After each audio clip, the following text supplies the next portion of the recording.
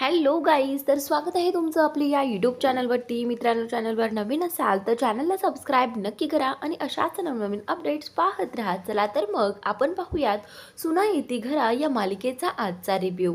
तर आता इथे हे आप्पा जे आहेत, म्हणजेच शिवनाथ जो आहे तो आता तयार होऊन कामासाठी निघणारच असतो.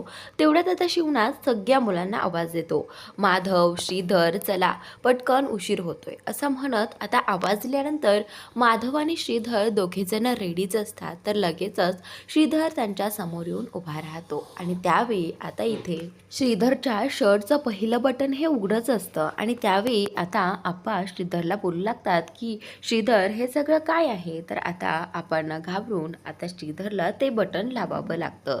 तर त्याच नंतर आता इथे ही जी त्यांची मुलगी आहे ती आप्पांना सांगू लागते की दादा बोलतो की हे असं बटन उघडं ठेवल्याने खूप छान वाटतं आणि छान दिसतं. तर आता इथे हे जे आप्पा आहेत ते बोलू लागतात की नाही, हे असं बटन उघडं ठेवल्याने छान नाही दिसत, तर हे असं बटन लावल्याने आणखी छान दिसतं. तर त्याच नंतर आता इथे त्यांचं ते बटन त्याने लावून घेतलेलं आहे आणि माधवला देखील त्याने असाच काही सल्ला दिलेला असतो. तर त्याच नंतर थोड्या वेळाने ते जेव्हा कामाला निघालेले असतात तेव्हाच त्याने त्यांच्या मुलीला काही पॉकेट मनीसुद्धा दिलेले असतात. आता त्यांची मुलगी ती देखील ते पैसे जपून ठेवत असते आणि तेवढ्यातच तिथे उमा येते.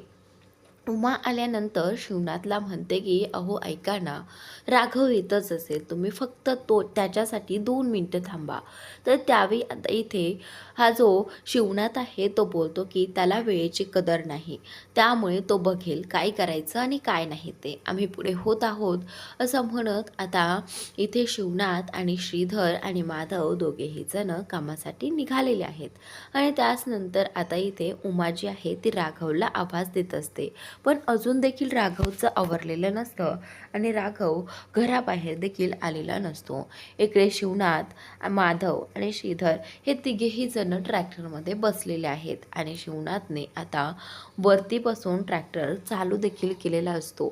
उमाला वाटतं की आता तरी राघवला थांबतील, पण तरी देखील आता हा जो शिवनाथ आहे ना तो राघवसाठी थांबत नाही आणि उमाला सांगतो की हे पहा, तुमच्या लाडक्याला हे सांगा, तुम्हाला वेळेची कदर नाही आणि आम्ही कोणासाठी थांबत नाही. तर आता हे ऐकल्यानंतर उमा जी आहे ती गप्पच बसते, कारण तिला माहिती आहे की हे कोणाचंच ऐकत नाहीत आणि स्वतःच्या मनाचंच खरं करतात, यांना सांगूनही काही फायदा नाही असं म्हणत. आता उमा जी आहे ती शांत उभी राहते आणि इकडे हा जो शिवनाथ आहे तो श्रीधर आणि माधवला घेऊन ट्रॅक्टर चालू करतो आणि तिथून निघून जातो.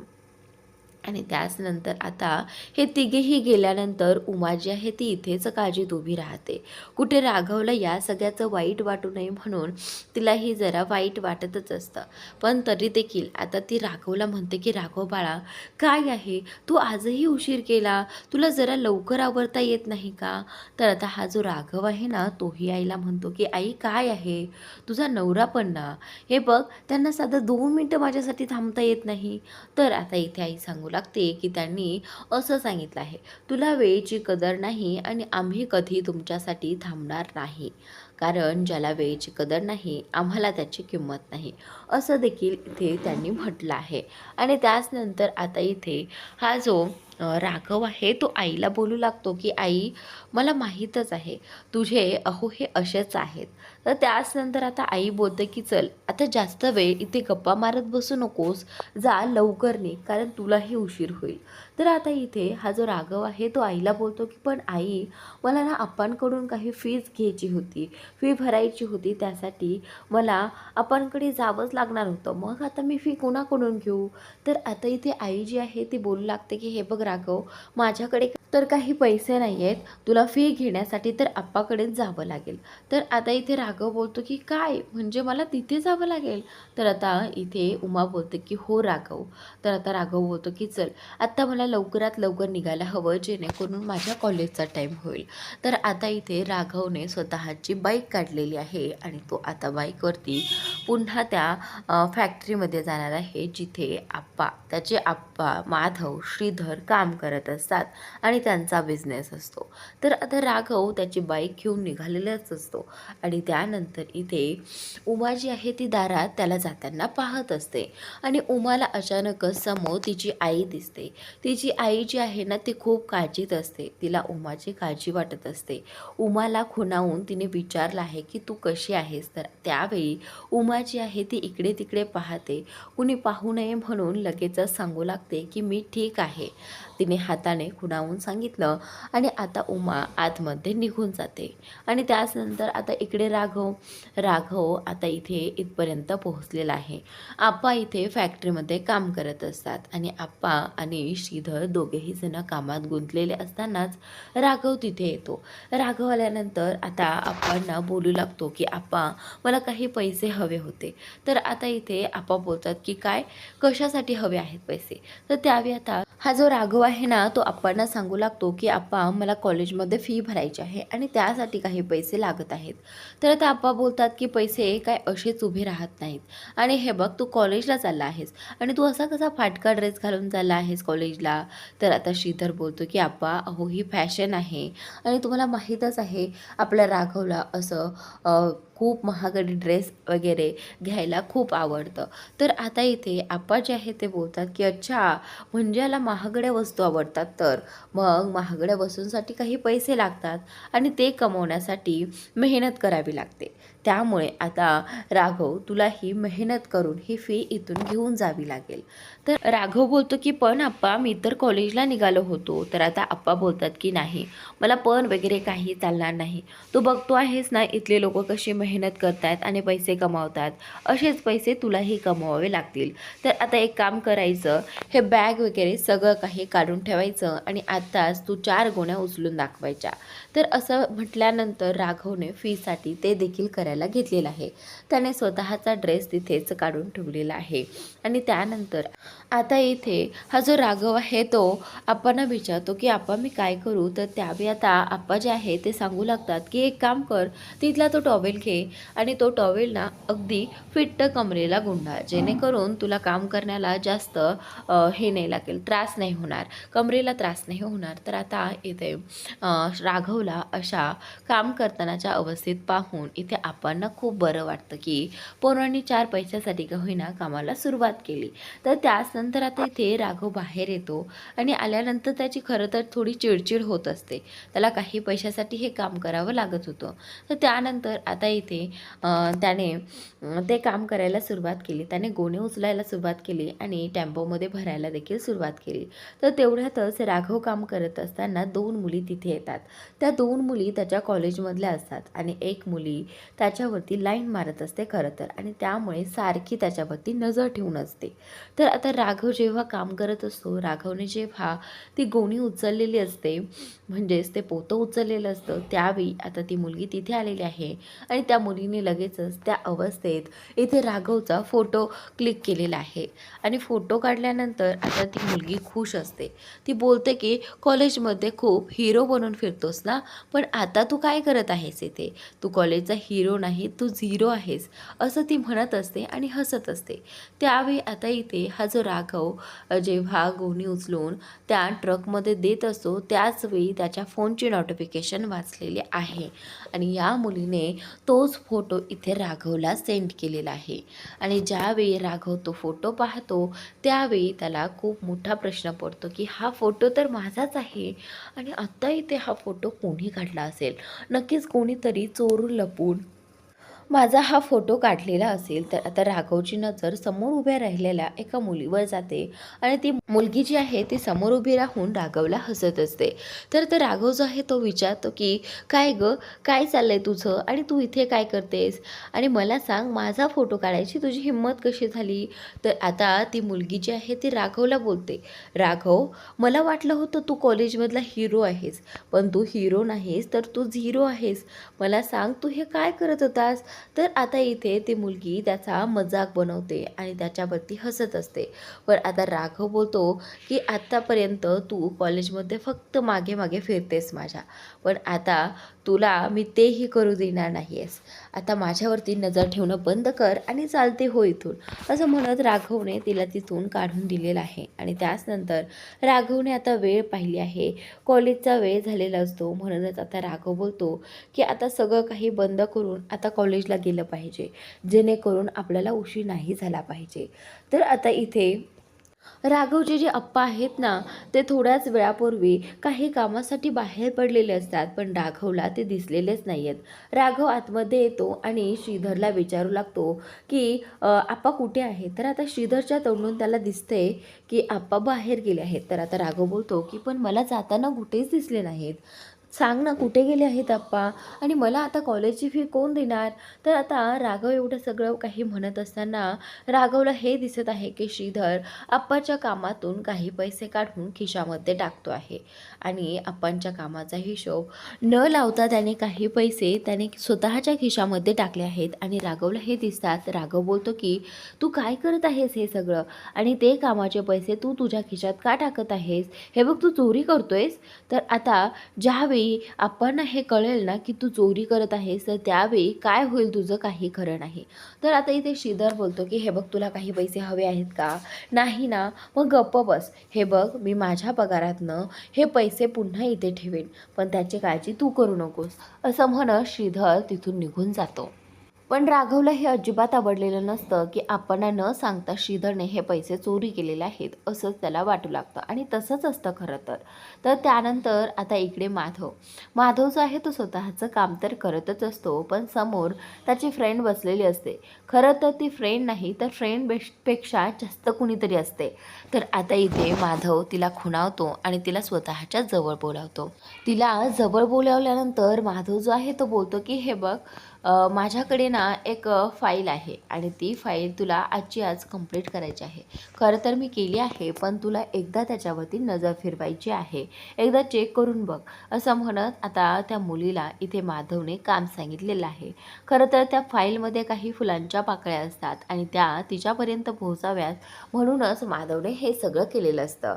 तर आता ती फाईल घेऊन स्वतःच्या जागी बसलेली असते आणि ती फाईल ती जेव्हा ओपन करते ना, त्यावेळी त्याच्यामध्ये काही गुलाबाच्या पाकळ्या तिला दिसतात आणि तिने लगेचच नजरभर करून माधवकडे पाहिलेलं असतं आणि माधवला एक स्माईल दिलेली असते. तर आता माधवला दुसरं काही नाही तर तिची स्माईलच पाहायची असते आणि तिच्या चेहऱ्यावरचा आनंद पाहून त्याला खूप छान वाटत असतं. तर आता तोही तिच्याकडे पाहून एक सुंदर अशी स्माईल देतो आणि त्या दोघांचीही नजरानजर होते. तर तेवढ्यातच आता तिथे हा राघव आलेला असतो. राघव चिडचिड करत असतो, कारण माधवनेही त्याला काही पैसे दिलेले नसतात आणि आप्पांनीही त्याला काही पैसे दिलेले नसतात. आप्पा पैसे न देताच तिथून कामासाठी बाहेर पडलेले आहेत. तर आता राघव इथे येऊन माधवला सांगत असतो की माधव दादा, मला ना कॉलेजसाठी निघायचं आहे, कॉलेजला उशीर होत आहे आणि आप्पा मला न सांगताच बाहेर निघून गेले आहेत. त्यांनी माझ्या कॉलेजची फीसुद्धा दिली नाही आहे. आता मी इथे थांबून काहीच उपयोग नाही, असं म्हणत आता राघव माधवला सांगून तिथून जात आहे. तर त्याचनंतर आता इकडे हा जो श्रीधर आहे त्याने काही पैसे घेऊन त्याच्या गर्लफ्रेंडला एक गिफ्ट आणलेलं असतं आणि त्या पैशामधनंच तर आता इथे त्याची जी गर्लफ्रेंड आहे ती इथे येऊन बसलेली असते. ती त्याच्यावरती चिडचिड करत असते की श्रीधर तू काय करतो आहेस, हे बघ हे गिफ्ट वगैरे सगळं काही सोड, हे गिफ्ट तर ना मी तुला दिलं पाहिजे आणि तुला खरं तर नोकरी मिळायला हवी. माझ्या घरचे सगळे वाट पाहून आहेत, कधी एकदा त्यांना नोकरीवाला मुलगा मिळतो याची ते वाट पाहून आहेत आणि तू आहे की नोकरी शोधतच नाही आहे. तर आता इथे हा जो श्रीधर आहे ना तो त्याच्या मैत्रिणीला सांगू लागतो की हे बघ, मी जरी नोकरी करायचं ठरवलं ना तरी हे मला आप्पा कधीच नोकरी करू देणार नाहीत, तुला हे समजत का नाही आहे. तर आता इथे ही जी मुलगी आहे ती श्रीधरला सांगू लागते की श्रीधर हे बघ, मी नोकरीला लागून काहीच फायदा नाही आहे. मी तुझ्यासाठी खरं तर मी शिक्षण केलं आणि आता नोकरीही लागली आणि नोकरीसाठी काही वेळ मागून घेतला होता, पण आता माझ्या घरचे काही थांबणार नाही. आता मला नोकरीही लागली आहे, तर आता त्यांचं म्हणणं एकच असेल की मी लग्न करावं. पण श्रीधर, मी काय करू तू सांग ना. तुला नोकरी लागायला हवी, तू त्याच्यासाठी काहीतरी प्रयत्न कर, जेणेकरून मी घरच्यांना सांगू शकेल. तर आता श्रीधर जो आहे तो बोलतो की हे बघ, मी तुझ्या घरच्यांशी बोलेल, तू काळजी करू नको. आणि तुझ्या घरच्यांना पटवून सांगेल की मी बिझनेस करतो आहे. तर आता इथे ही जी त्याची मैत्रीण आहे ती बोलते की पण तो बिझनेस तुझ्या आप्पांचा आहे आणि माझ्या घरच्यांना असं नको आहे, तो कुणाच्या ह्याच्यावरती डिपेंड नसावा असं त्यांना वाटतं. तू तुझी स्वतःची नोकरी कर ना श्रीधर. तर आता इथे श्रीधर जो आहे तो तिला समजावत असतो की नाही, मला असं करताच येणार नाही. जोपर्यंत आप्पा मला यासाठी परमिशन देत नाही तोपर्यंत मला माझी स्वतःची नोकरी करता येणार नाही. तर आता इकडे हे जे शिवनाथ आहेत, म्हणजेच श्रीधरचे आप्पा जे आहेत ना, ते काही कामासाठी गुरुजींना भेटत असतात. खरं तर गुरुजींना त्यांना पत्रिका द्यायची असते आणि मुलांच्या लग्नासाठी सांगायचं असतं.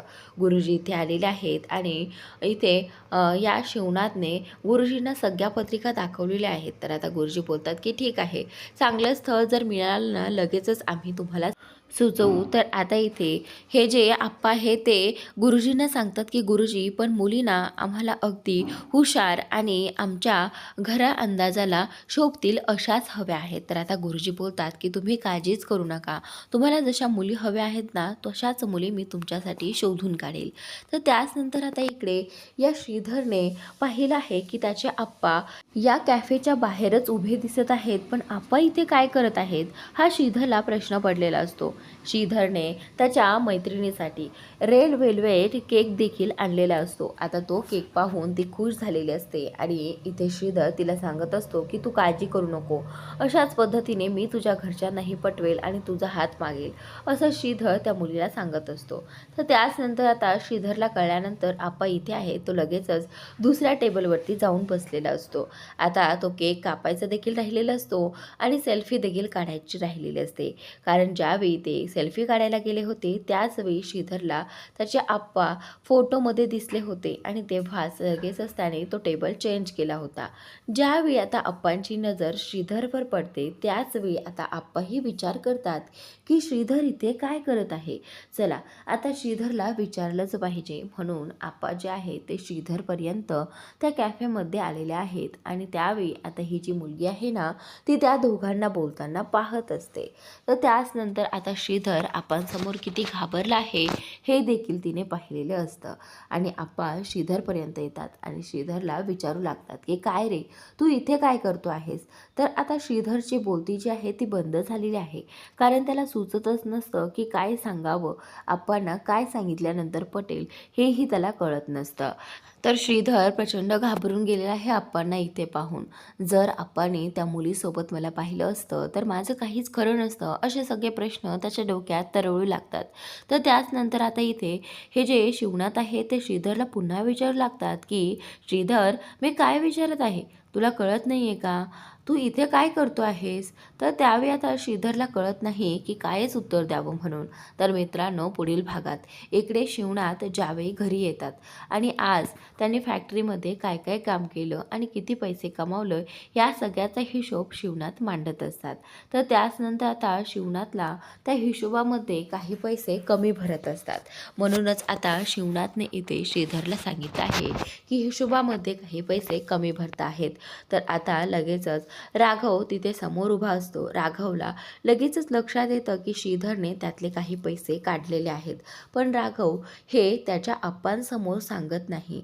उमा आणि राघव बाकी सगळेजण तिथे उभे असतानाच आप्पा जे आहेत ते जरा रागात असतात आणि विचारू लागतात की हे पैसे कुणी काढले, मला बऱ्या बोलाने सांगा. पण आता राघव इथे काहीच बोलत नाही, म्हणून आप्पा लगेचच राघव समोर जातात. आप्पांना फक्त राघववरतीच डाऊट येत असतो की हे पैसे नक्कीच या राघवने काढले असतील, पण राघव त्याचं काहीच उत्तर देत नाही. तर आता राघवने काहीच उत्तर नाही दिलं म्हणून लगेचच आप्पांनी त्याच्या गालावर एक सणसणीत चापट मारलेली आहे. तर आता इथे आप्पांना ह्याच्यामुळे असं वाटलं आहे की राघवनेच हे घेतले असतील, कारण राघवच सकाळी आप्पांकडे पैसे मागायला गेला होता आणि त्यामुळेच आप्पांना त्याच्यावरती डाऊट आलेला आहे. पण आता या श्रीधरला कळून चुकलं आहे की आपण किती मोठी चूक केली आहे, आजची चूक पकडली गेलेली आहे, पण माझ्यावरती काहीच नाही येता सगळं काही राघववर आलेलं आहे. पण आता लवकरच राघव आपण हे सगळं सांगेल याची भीती आता इथे श्रीधरला वाटत असते. म्हणूनच आता श्रीधर जो आहे तो काही न बोलता गप्प उभा राहिलेला आहे. पण राघवने इथे काहीच न सांगता इथे गप्प राहणंच योग्य समजलं आहे. पण थोड्या वेळानंतर राघव जो आहे तो श्रीधरकडे येणारच आहे आणि त्याला जाब विचारणारच आहे. तर मित्रांनो, आजचा भाग कसा वाटला कमेंट करून नक्की सांगा. आणि चॅनलला अजूनही सबस्क्राईब केलं नसेल तर सबस्क्राईब करून घ्या, जेणेकरून तुम्हाला अशाच नवनवीन अपडेट्स आपल्या चॅनलवरती पाहायला मिळतील. Thanks for watching.